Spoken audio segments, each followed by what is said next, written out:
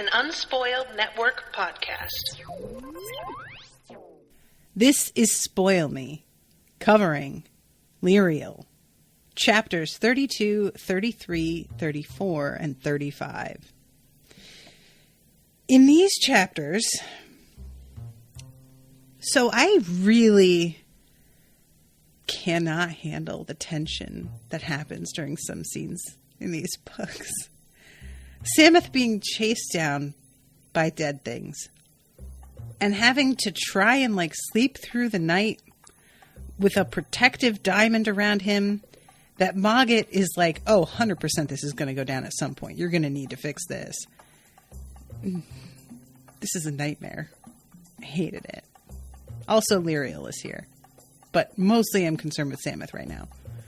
Welcome to Spoil Me.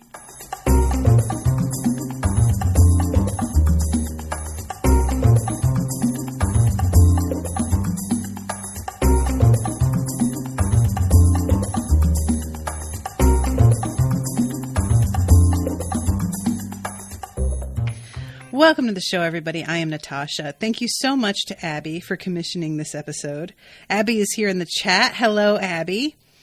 I am not trying to dismiss Lirael at all, but Sam is going through such a ringer right now that, and Sam, as much as I laughed in his face last episode, because of how unprepared he was for what traveling was actually going to be like and what his disguise should actually look like.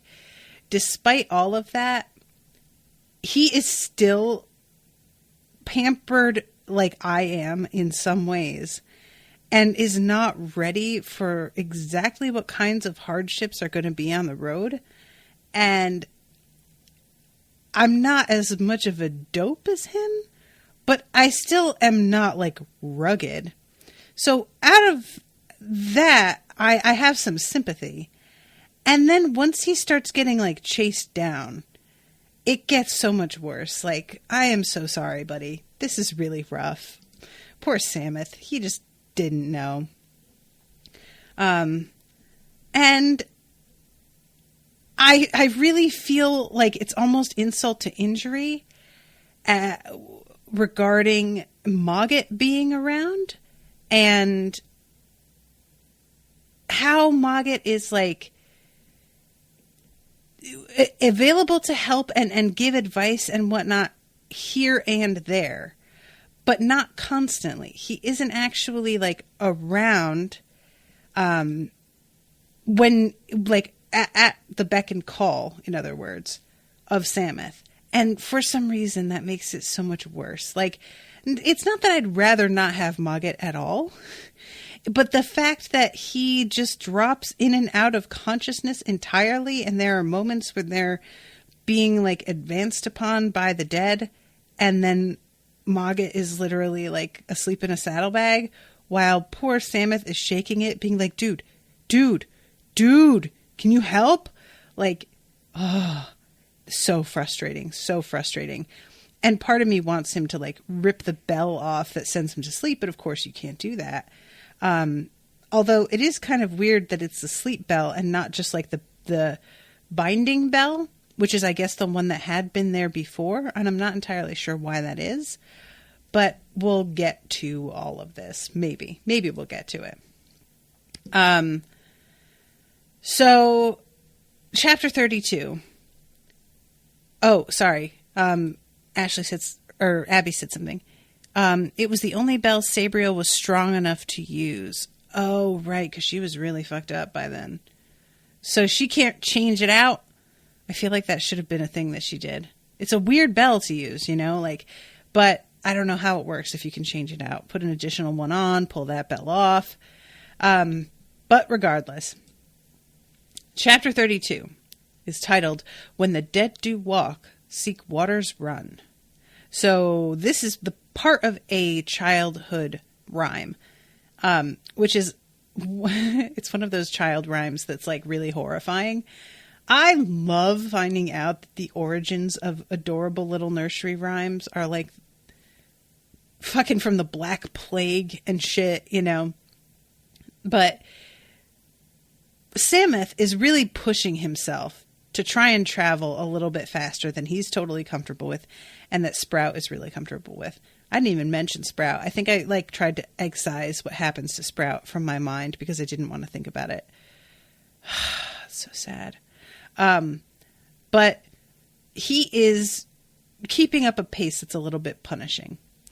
And as he continues on, the population begins to thin, and it's a lot easier for him to go without seeing anybody, and he just takes off his disguise completely, because not only does he not run into that many people, but that disguise was what he was wearing when he assaulted some guards, so it's best not to look like that dude anymore. It was in his sweaty, dirt-stained clothes, it was hard to tell what Sam looked like anyway. He had a story ready, should he be asked. He would say he was the younger son of a Belissaire merchant's guard captain, traveling from the north to a cousin near Chasel, who would employ him as a retainer. I don't know whether that's a believable story. It sounds pretty good, but I don't really have the knowledge of this region to know if that's anything. Just like, his disguise didn't seem terrible to me, because I didn't even realize what the travelers normally look like. He rebound his wound and managed to slip on spare trousers so as to not show an obviously wounded, blood-stained leg.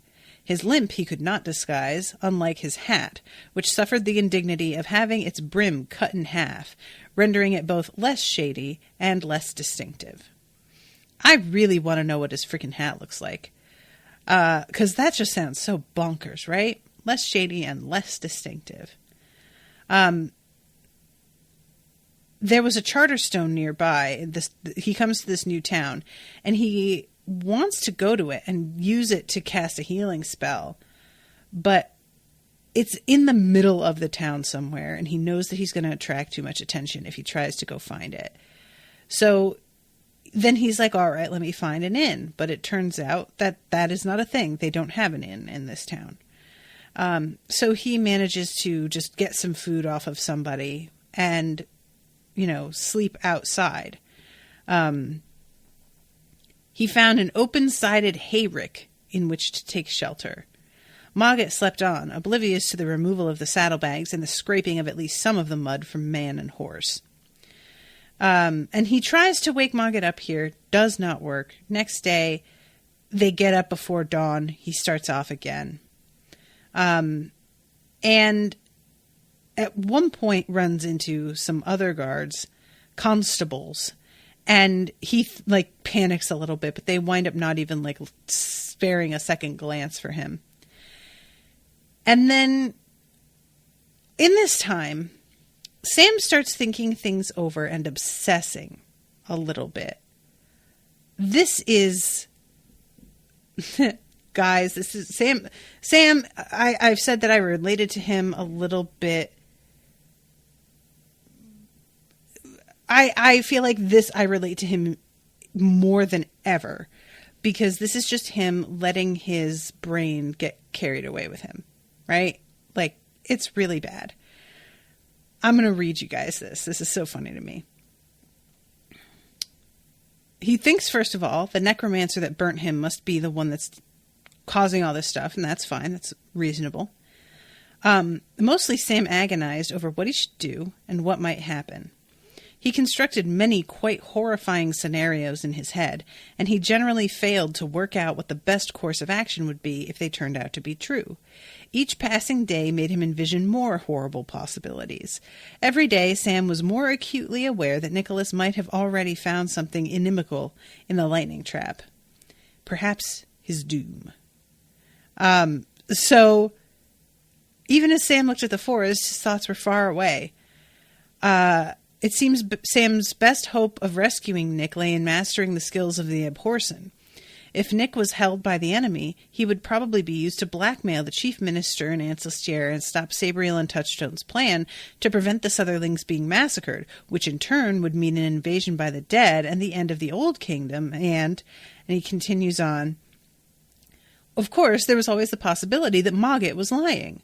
Sam was somewhat suspicious of Mogget, having the dim recollection that the cat never left Abhorsen's house without the Abhorsen. True, Sabriel could have taken him into Antilstier on a diplomatic mission, and it was possible that she had granted him freedom to leave the house, but Sabriel also had the ring that could control free magic, the free magic being that would result if Mogget were unbound. If the creature within Mogget should be freed, it would kill any Abhorsen it could, which in this case meant Sam. Surely Sabriel wouldn't have let the cat out without making sure it also brought Sam the ring. Or perhaps Mogget had been suborned by the enemy and was actually guiding Sameth to his doom. Maybe it was her absence in the Antilstier on the other side of the wall that allowed Mogget to do what he liked. Busy thinking unpleasant thoughts and trying to direct Sprout the best way down the hill, Sam was totally unprepared for the cold shiver that suddenly touched his spine. In that same instant, he realized he was being watched by something dead. No, don't like. So, yeah, him just going over and over, and he's like, I could do this, but then what about this? I could do this, but it might be too late. I could do this, but I don't know that that's real. He might be lying to me. He might be working with the other guy. If the other guy is actually the one that this is about, and is Nick with the other guy also, and is Mogget working with Nick, and like all of this is circling around and around and around in his brain. Oh, Sam, bless you, but that's all you have to do. If he hasn't got a cell phone to lose himself in Facebook for an hour or two while they travel, he has to fucking just sit there. Ugh. So here comes the rhyme. When the dead do walk, secret waters run. For this the dead will always shun. Swift rivers best, or broadest lake, to ward the dead and haven make. If water fails thee, fire's thy friend. If neither guards, it will be thy end. Ouch. Don't like that. So he realizes that he has to find some water, and he sees a river. It's still daytime, but sundown is coming on. There's less than an hour. And he can see this river that's far enough away that he's going to have to really fucking book it. And he can only sense that it's something dead, but, and generally sense the direction, but he can't exactly see it. And he's traveling towards this river and feeling very sort of like aware, but being constantly surprised at how fast this thing is traveling and how it seems to always maintain its position relative to him. And then he figures it out that it's not a shadow hand or something on the ground. It's a gore crow, which we have seen before and which I said at the time are horrifying and terrible and also really fucking metal and badass.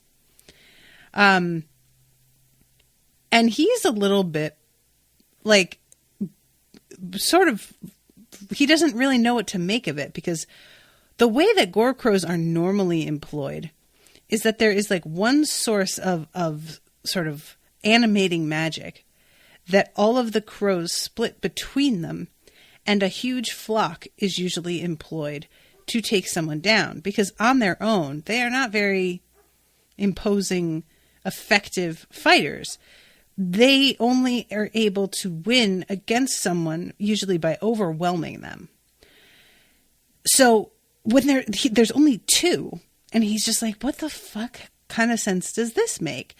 And then he thinks about the fact that, like, maybe if there's the same amount of animating magic and it's just split between two instead of between all, like, this huge flock of them, maybe these two are going to be a lot more difficult to kill than the other ones. And that sucks. Nobody likes that. And he then also puts together that probably they are coming after him, not to attempt to, like, hurt him, but simply to watch him. And one of them seems particularly, like, aware, and it's unclear to me if gore crows have any sort of personality, because it feels like that's what's being said here, but I thought that they were dead, so maybe it's channeling the personality of whomever is controlling it. But one of the gore crows seems really, like, proud of itself that it corners him a couple of times. And it turns out to not entirely be true. It gets a little bit too cocky, and he winds up being able to take it out. But in that time, it really does have a moment of like, oh yeah, no problem. I'll be able to do this and that. And I was just like, Gore Crow, buddy, you are getting a bit smug even for me. And I am one of the smuggest people I know. It's terrible. So what he has to do, like, first of all, I need to talk about the fact that he still hasn't got the abilities to use the bells that are with him. These bells are what could protect him in this sort of situation. But because he hasn't actually read Book of the Dead and trained himself, he does not have any skills. And later on, Mogget makes it very clear how disgusted he is with Sam over this. Like, Mogget is just like, you should at the very least be able to protect yourself from things like this. Like, at your age, there's no excuse for this. What the fuck, guy? And I was kind of like, man, that is humiliating, getting scolded and yelled at by a cat. And it's not the normal kind of scolding that Mogget does, where it's like, he fucking has something to say about everybody, right? That's just how Mogget works. But this is one of those things that it's like, yeah, that's true, though. Like, this isn't him just being a superior, like, asshole. He has an expectation at minimum of being able to do certain things, as does everybody. You know, it seems pretty clear what he says is something that other people would have echoed, and just embarrassing. So the stream had proved to be a bit of a disappointment, and a clear indication that the spring floods were already receding. It was only 30 feet wide and shallow enough to wade in, but it would help, and Sam had found an islet. Is that how you say that? No more than a narrow strip of sand where the water ran swiftly on either side. He had a fire going already, since there was no point trying to hide with the gore crow circling above. All he had to do to make his camp as secure as possible was to cast a diamond of protection large enough for himself, the horse, and the fire, if he had the strength to do it. So he manages to do it, but it takes so much energy. This kid is really in bad shape. And when he pulls the energy and the charter marks for laying this protective spell, it saps so much from him that later on, he isn't even sure he's going to be able to, like, reinforce it again. He's wondering if it'll kill him, you know? And finally, Mogget wakes up after he's done with this and says, I take it we're in danger. Sam nodded. He pointed at the sky, which was now beginning to show single stars and the great white swath of the mare's tail. The gore crow was invisible, but Mogget seemed to know what Sam was pointing at. The cat rose up on its hind legs and sniffed, one paw absently batting down an oversized mosquito that had probably just dined on Sam. So this is a fun thing. There are these mosquitoes, like, he's getting eaten up here. But he winds up having this little creature that he made. And we'll talk about this a little bit later once we get there. But I want to talk about what it is that Mogget has to say for himself here. There is a necromancer at work here, agreed Mogget, sniffing the air again. I wonder if he or she has been searching for you specifically, or is it just bad luck for a wayward traveler? It could be the one who caught me before, couldn't it?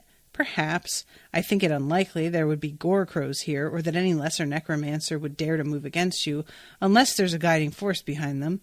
Certainly these crows are more daring than they have any right to be. And Mogget pops out of the protective spell and goes and catches himself a fish. And meanwhile, Sam is just continuing to get eaten by these bugs.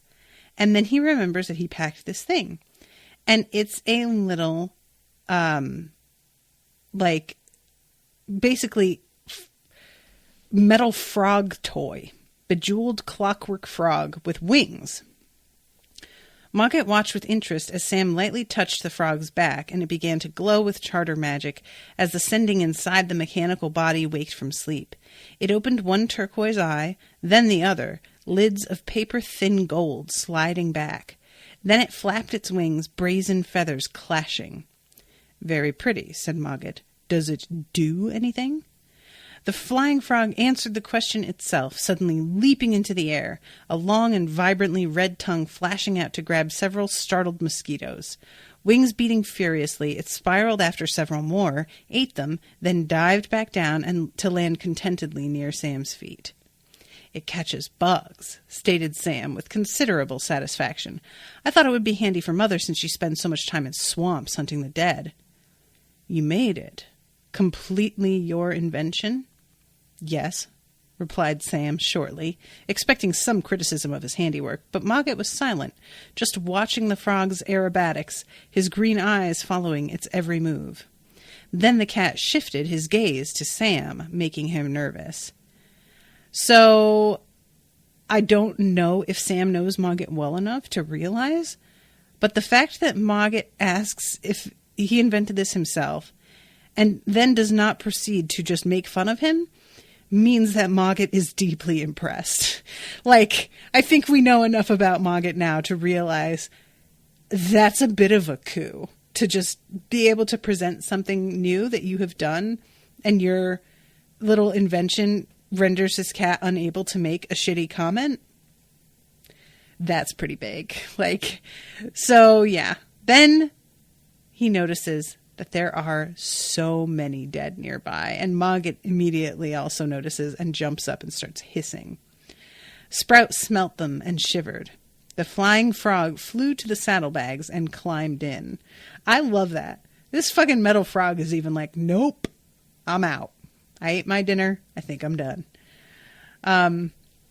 So he looks out there and sees that there are... first he can't see anything because it's so dark. He hears twigs cracking and branches snapping and footfalls. This is the kind of thing that I feel like on screen could be so fucking scary. Like, just him in the dark. There's a crackling fire, and he's looking out into the woods, and there is tons of sound and nothing to be seen. It's like, it's a perfect Halloween scene. When you go out in the woods tonight, you better watch your step. Boo.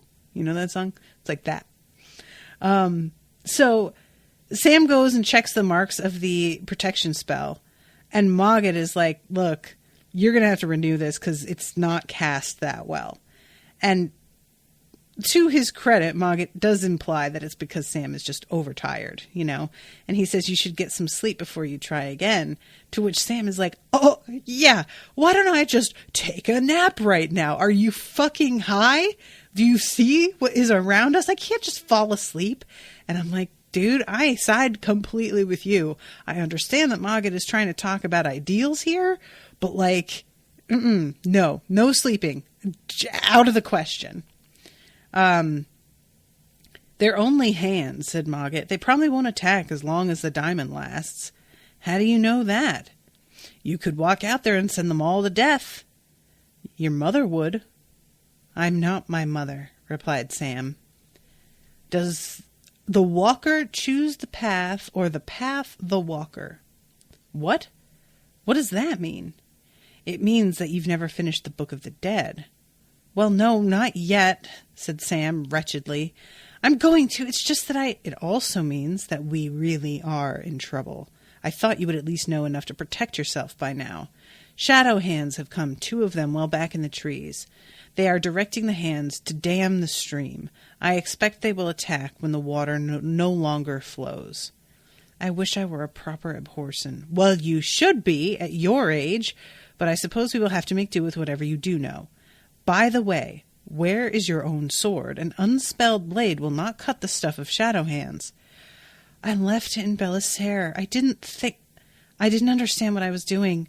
I thought Nick was probably in trouble, but not this much. Sameth, buddy.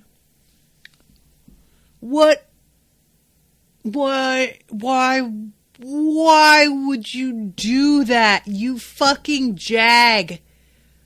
You absolute toadstool. What kind of goddamn pine cone goes into a land that is known to be having issues with undead and necromancers at the moment without a blade that's like, buddy, why? You remember to bring your fucking pet metal frog. You brought that. That was key. I have a second pair of slippers. Thank God. This fucking guy. Anyway. And you know what kills me? Is that Abby's over here making fun of him too. He's such a nitwit. He brought brandy. You know what? He'll need it. Let him just drink that so that he can fall into a stupor and just get eaten without pain because he's too drunk to notice. What kills me about this is that I have been with dudes who pack this way, who the most important thing. We're going to spend a weekend at the beach and they forget a bathing suit. This has happened. That's the whole thing, is we're going to the beach and they don't pack their bathing suit shit. Not just a bathing suit, but towel, anything. I have 100% had that happen. I am somebody who makes lists, unsurprisingly, before I go on any trip. And I make a list and I mentally do all of the routines in my head that I do every morning to go through what I'm going to need. So I imagine waking up and I know I have to brush my teeth and wash my face or shower, do my hair. I need this and that. I unplug my phone. Oh yeah, I need my phone charger. I get my Apple Watch up. Oh yeah, I need my Apple Watch charger. I am so methodical because I am fucking paranoid about not having something with me that I'm going to need. But then there are people who just throw shit in a bag and they're just like, I guess that's it. And I just don't understand how you function that way. And that's apparently how Sam is. You idiot. Ugh. So Mogget says that's the problem with growing up as a prince. You always think that everything will get worked out for you. Or you turn out like your sister and think nothing gets done unless you do it. Which, that would be me. You're not wrong, Mogget. What can I do now? Asked Sam humbly. We will have a little time before the water slows. You should try to place some magic in your blade. If you can make that frog, I'm sure that will not be beyond you. Yes, I do know how to do that. So he forces some marks into the blade. And again, Mogget is like, you are skilled, surprisingly so. Almost you remind me of, and then there's something that cuts him off. And I'm just like, who does he remind you of? What? I want to know. And I really want Sam to come back to that and be like, hey, you were saying something earlier. But at the moment, they are a little bit distracted, so it's understandable. So I am almost halfway through my time, and I really need to get a move on. But Mogget is like, look, we're going to get through tonight, but we have to travel for about 2 days before we reach the next river. And I don't know what we're going to do. In the meantime, I don't know how we're going to keep ourselves safe. And just as they're talking about this, one of the dead hands just comes flying up into the, what do you call it? The protective spell, the barrier. And apparently, they just do this all night. They just come head first into this thing. And it does keep them out, but it's just fucking stressful. There's no way that you just fall asleep. Poor Sam is the sun comes up and he's sitting there probably with his arms wrapped around his knees, rocking back and forth. Sam had to renew the diamond of protection long before the first hint of dawn, drawing on reserves of energy he hadn't known he possessed. With the light came full evidence of the night's work. The stream bed was almost dry, the dead-made dam upstream still holding. 6 charter-blasted corpses lay piled all around the islet, husks vacated by the dead when the protective magic of the diamond burnt through too many nerves and sinews, rendering the bodies useless. Sam looked at them warily through red-rimmed, puffy eyes. Can we talk about how terrible a feeling it is when you haven't slept and your eyes itch? I hate that feeling so much. Not getting enough sleep. It's so understandable why that's made into a form of torture. I would cave immediately. Let me just say, I'm soft, y'all. I am absolutely not going to stand up to torture. If you are just, poke me mildly, I'll just be like, nope, here it is. Here's all the information. Have it all. Even if they were to kill me afterwards, I'd rather you just kill me immediately than fucking torture me. Fine. Just don't torture me. I can't. And he knows that the dead are still nearby and that they've just kind of slipped into holes and crevices and things for the day in order to get out of the sun. And that's the thing that I really hate, is that they can do that. There's different, the way that these things sort of work in different universes is very different. In Dresden Files, for example, the magic that enspelled these creatures would be broken by the light itself. The spell connection would be severed by the sunlight, and it would have to be completely reestablished the next day. So it's not something that would be easy to maintain over the course of several days. But these things, it's the spell stays, and as long as they're not caught out in the full sunlight, it doesn't affect anything. Abbey says, same. I'd never make a hero. No. Sorry, guys. I mean, I know that suffering is all in the mind, and guess what? That my mind is already killing me slowly. I don't need to worry about that. So Mogget's all right, well, let's get moving. And if the Gore Crow gets close enough, just kill it. And that'll give us a chance to get away without whoever's watching us being able to tell exactly where we went. And Sam's like, what'll I kill it with? And he realizes then that Mogget is asleep again. And I can't help but think, even if he isn't asleep, have you guys ever worked with somebody or been dating somebody who is so helpless that they will ask you a question and you don't even want to answer them? Because it's such a basic thing that the fact that they even said out loud, how do I do this, embarrasses you to a degree that you feel like answering them is almost insulting. I feel that Mogget is in this moment just oh my God, figure it the fuck out, you helpless fuck. But I get it. Just do. And he does. Sam figures it out. But, he needs to be pushed to do so. He doesn't seem to have the motivation to come up with his own ideas unless Mogget isn't available. So, I was saying before how annoying it is for him that Mogget's going in and out, but it feels almost like that's got to be on purpose.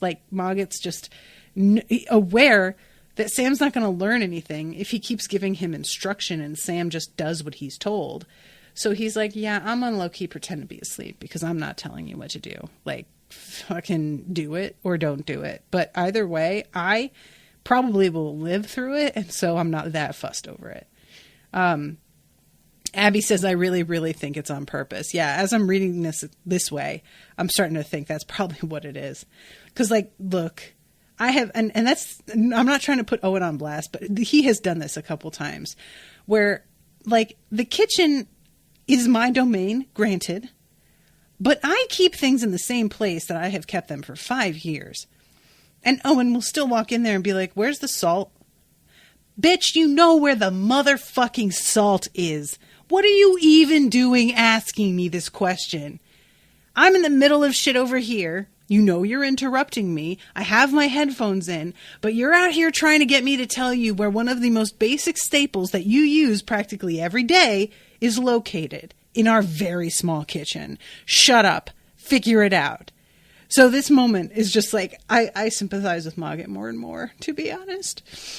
So he winds up making a sling out of a scrap from his shirt and some stones that he has enspelled with target adjustment, like charter spells, which is a pretty cool idea. And he manages to smash that motherfucker to smithereens. It's pretty satisfying, to be honest. It's so gross the way it's described. Meeting it in an explosion of feathers, dry bones, and putrid gobbets of meat. That is so nasty. Gobbets. Ugh. Gross.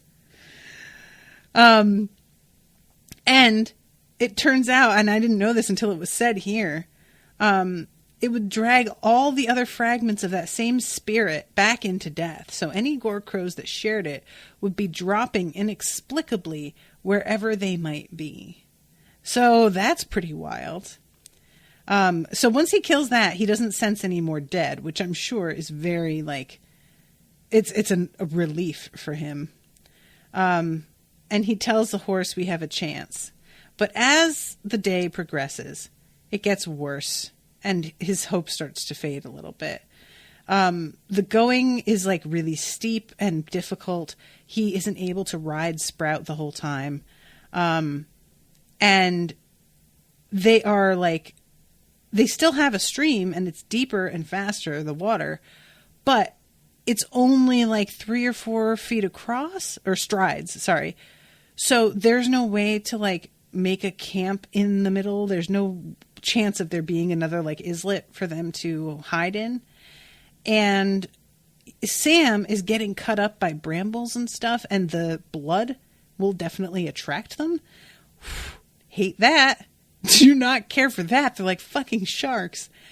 And eventually he realizes that they have gotten onto a pretty good clearing, and they can get a fast pickup across this open space and ride like the wind. An hour and a half later, Sprout was no longer running like the wind, but back at a walk, legs trembling, sweat drenching her flanks, and froth foaming at her mouth.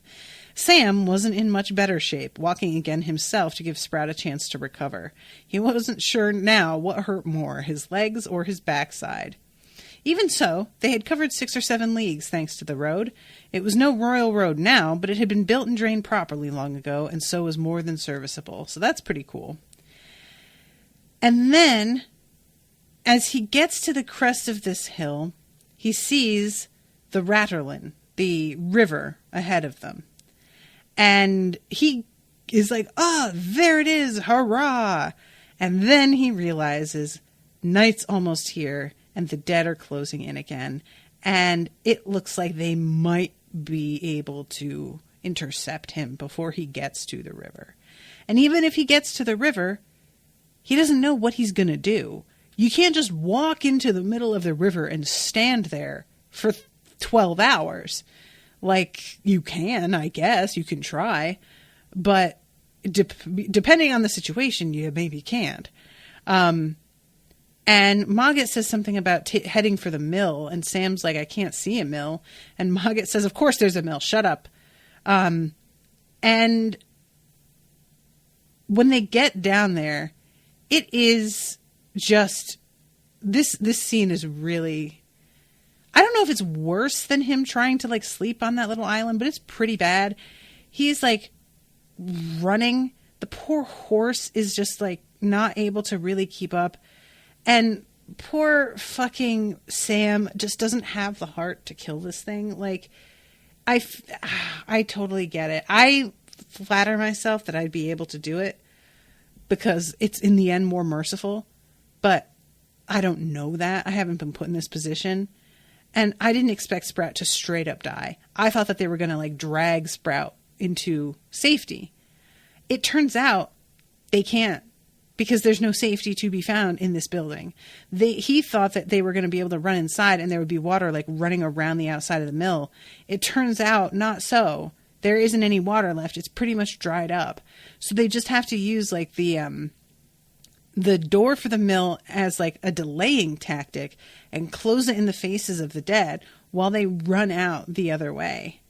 And he sees this fucking wash tub in the backyard, and just grabs the wash tub, jumps into it. Maga is behind him, and they get into this basin and just float down the river.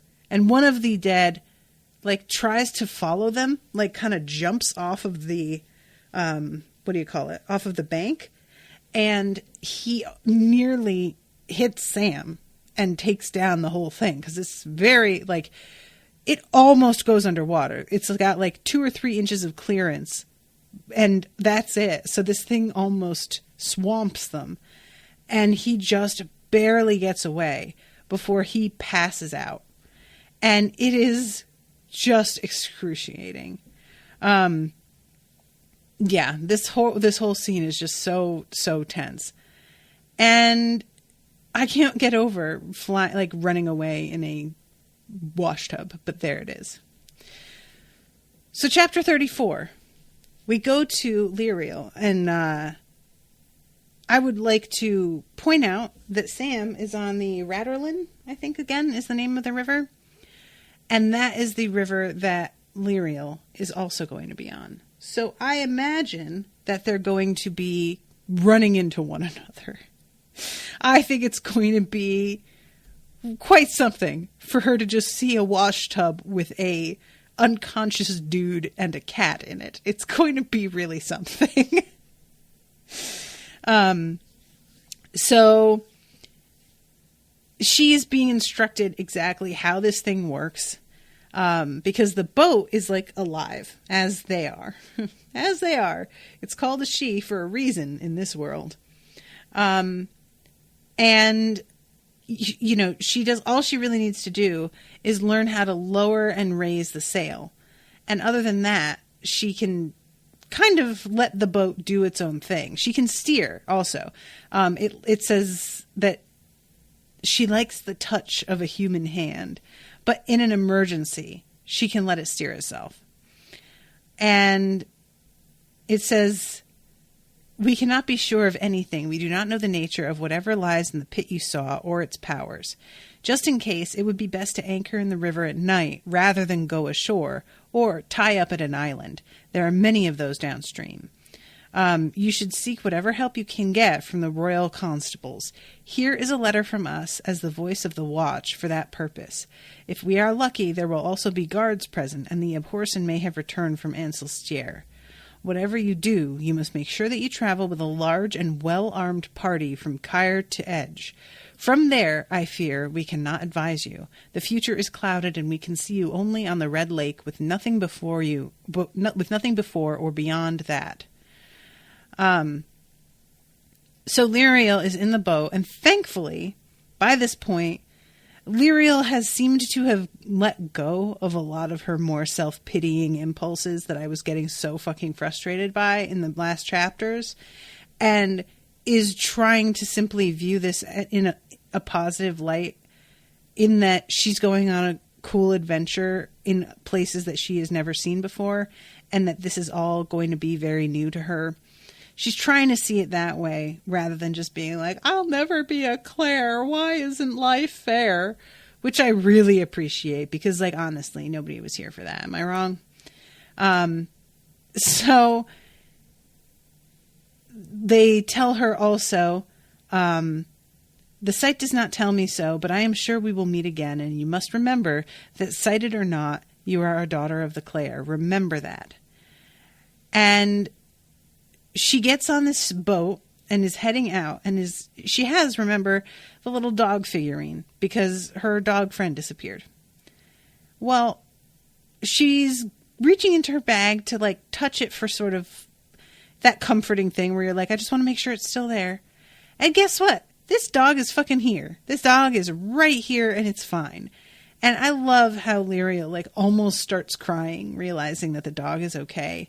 And she has to control herself, and, like, it's a really sweet moment, honestly. I loved this.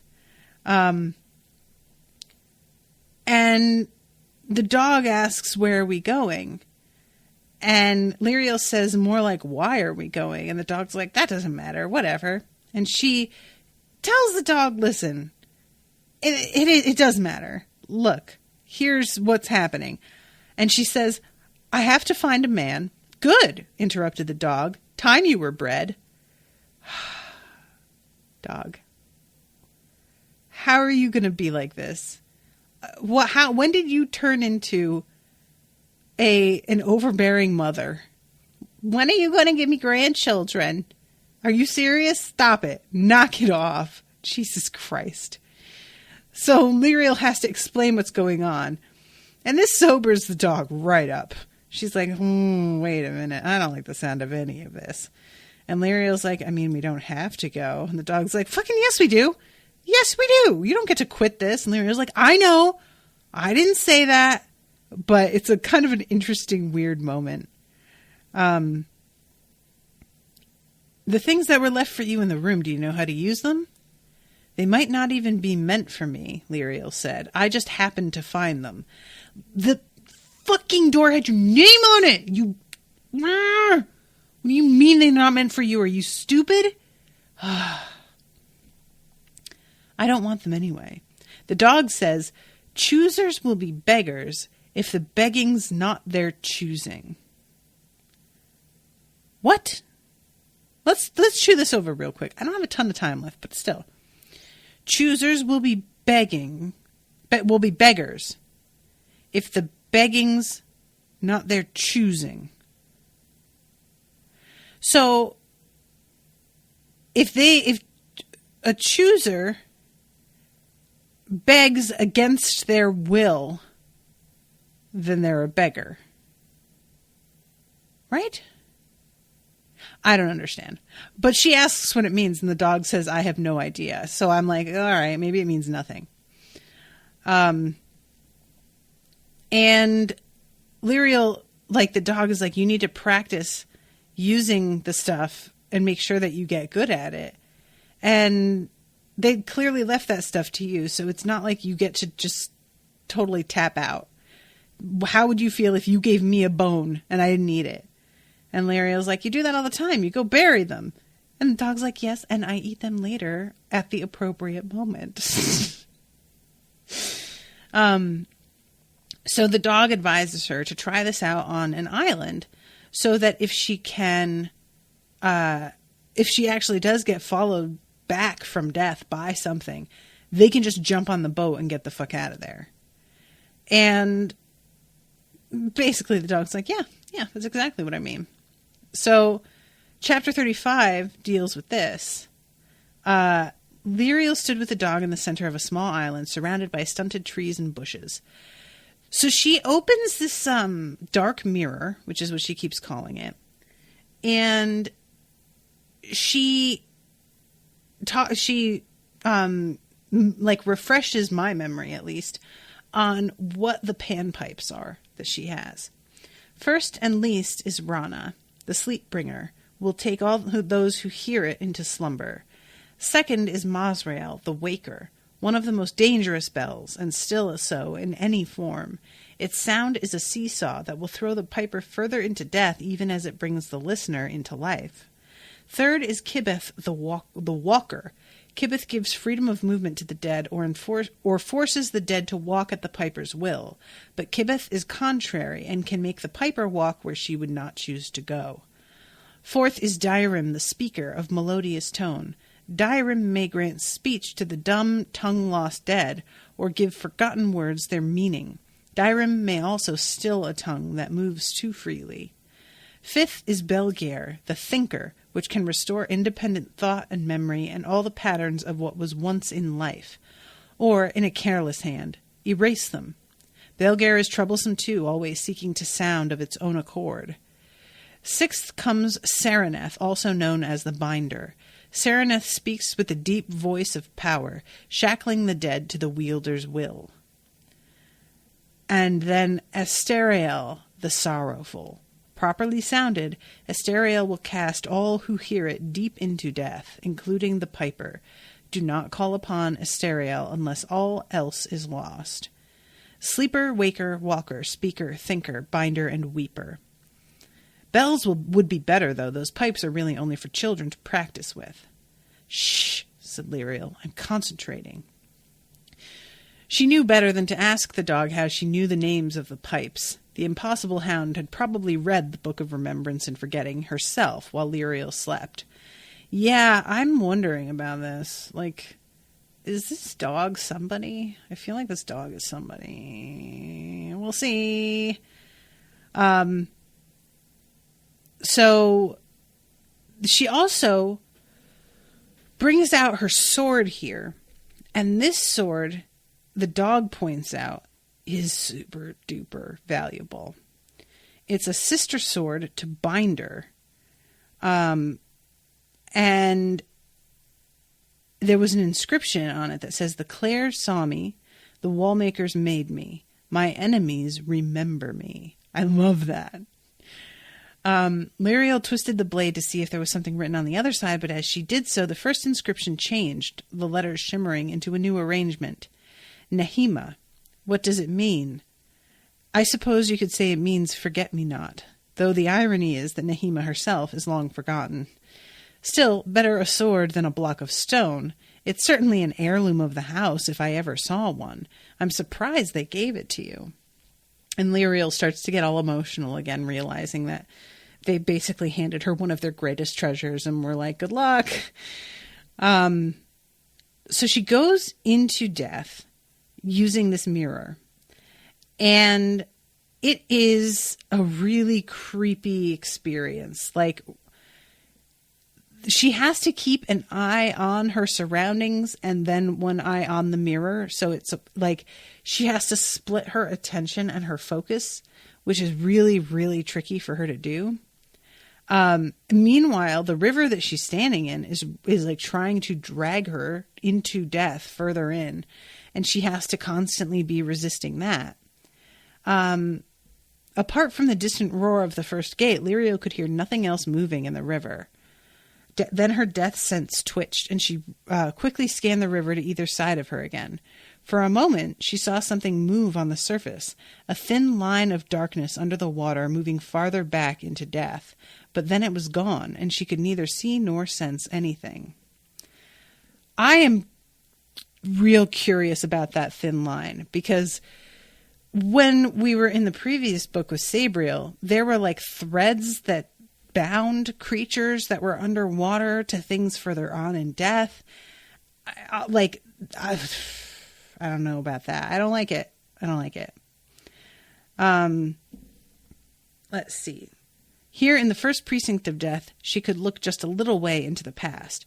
To look further back, she would have to travel deeper in, past the first gate, or even far beyond it. But today, she only planned to look back a matter of 20 years or so. So she's about to do this, and the fucking dog jumps in the water and almost gives her a goddamn heart attack. And Lirael is like, what are you doing here? My body is back there. Can you please? Do you mind? I would like somebody to watch over it. I don't think I'm asking that much.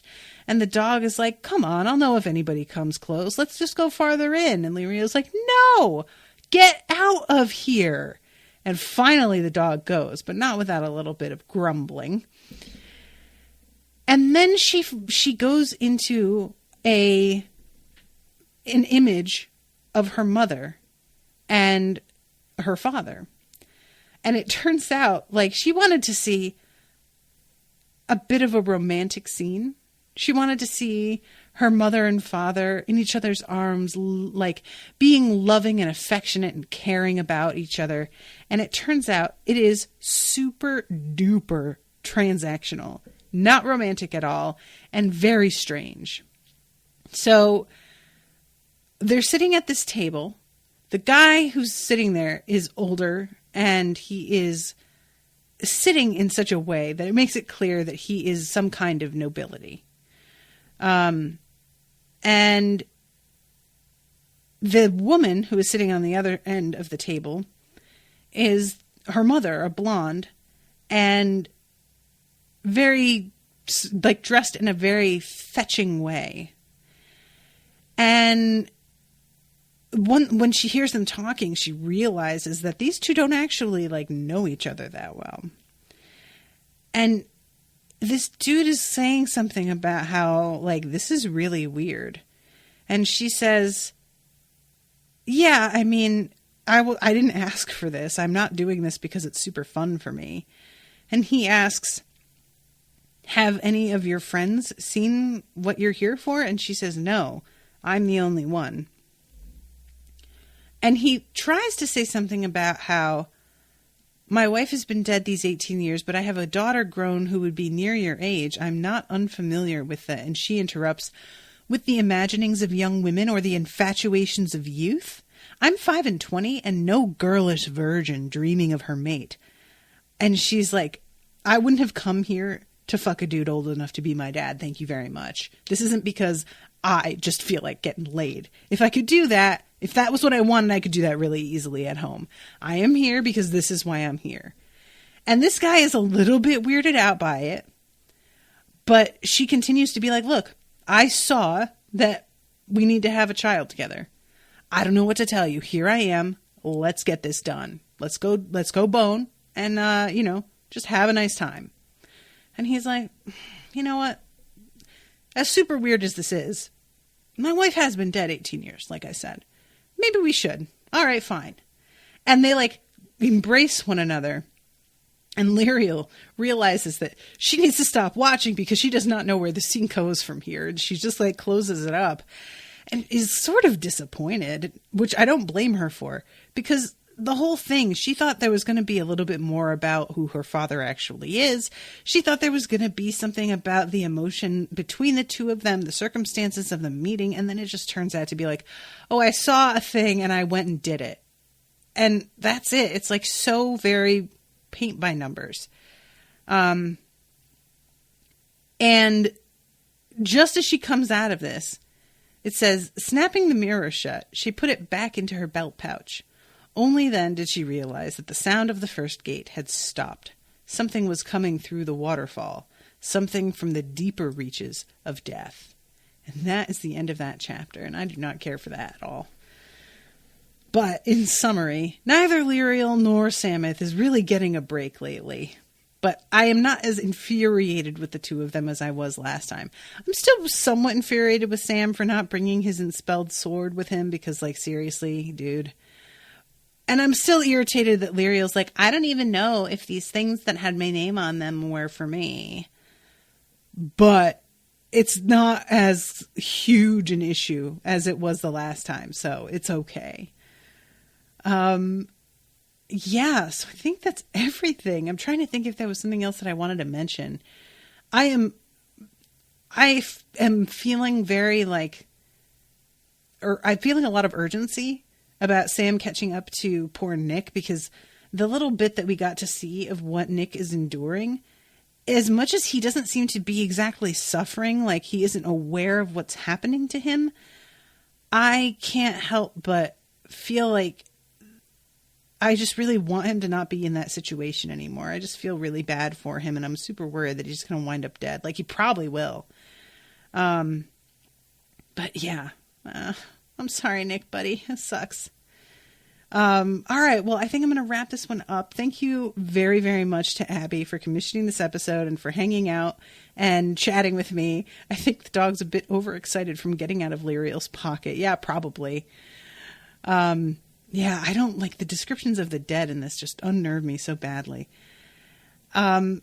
And yeah, I will be seeing you all again soon with a new episode. So until then, folks, I'm going to be taking next week off because it's my birthday. So I want to take a little brief vacation from doing Spoil Me's. I will be doing my regular Unspoiled episodes, but not Spoil Me's next week. And then the week after, I will be picking up again. So happy birthday for you. Then thank you. Appreciate it, Abby. All right, guys. Toodaloo, motherfuckers.